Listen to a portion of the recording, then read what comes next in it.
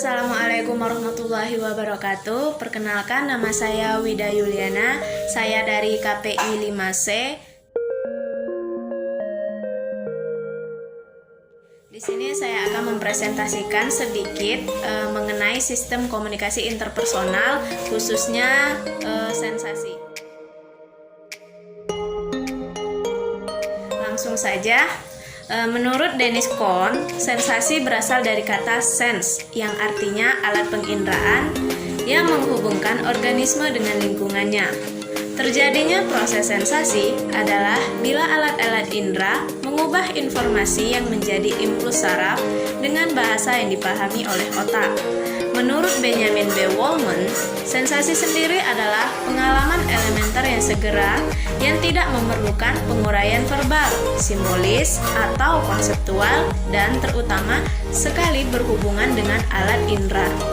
Untuk proses sensasi sendiri, sistem saraf mengubah pesan-pesan menjadi salah satu kode, yaitu kode anatomis.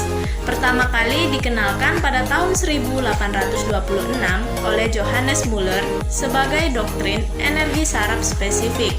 Menurut doktrin ini, berbagai modalitas sensorik yang berbeda muncul karena sinyal yang diterima oleh organ indera merangsang beragam jalan saraf yang menuju area otak yang beragam pula.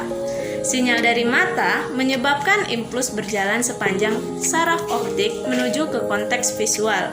Sinyal dari telinga inilah yang menyebabkan impuls berjalan dari saraf auditoris menuju ke konteks auditoris. Gelombang suara dan cahaya menghasilkan sensasi berbeda karena adanya perbedaan anatomi ini. Sensasi sendiri mengacu pada pendeteksian dini terhadap stimuli, serta sensasi merupakan unsur-unsur pengalaman panca indera yang disebabkan rangsangan di luar manusia yaitu cahaya, suara, bau, dan sebagainya. Sistem sensorik ini memiliki keterbatasan kemampuan menerima sensasi, sehingga dengan sendirinya pengetahuan kita tentang dunia pun terbatas. Konsep mengenai proses perseptual bahwa pendeteksian dan penginterpretasian sinyal-sinyal sensori ditentukan oleh energi stimuli yang dideteksi oleh sistem-sistem sensorik dan oleh otak dan hasil proses disimpan di memori dalam bentuk pengetahuan yang akan digunakan dalam suatu kejadian nyata. Untuk aplikasinya sendiri, sensasi, pikiran manusia menginterpretasikan semua sensasi yang masuk ke dalam pikiran seseorang selalu dipandang memiliki prinsip struktur tertentu.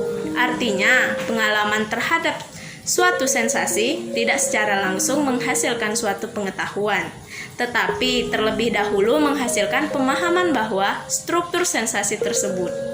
Pemahaman terhadap struktur sensasi atau masalah itu akan memunculkan pengorganisasian kembali ke dalam konteks yang baru dan lebih sederhana, sehingga lebih mudah dipahami atau dipecahkan. Kemudian akan terbentuk suatu pengetahuan baru. Mungkin itulah sedikit materi yang dapat saya sampaikan mengenai sensasi ini. Maaf apabila ada kata saya yang salah, pada Allah saya mohon ampun. Wabillahi taufik walhidayah. Assalamualaikum warahmatullahi wabarakatuh.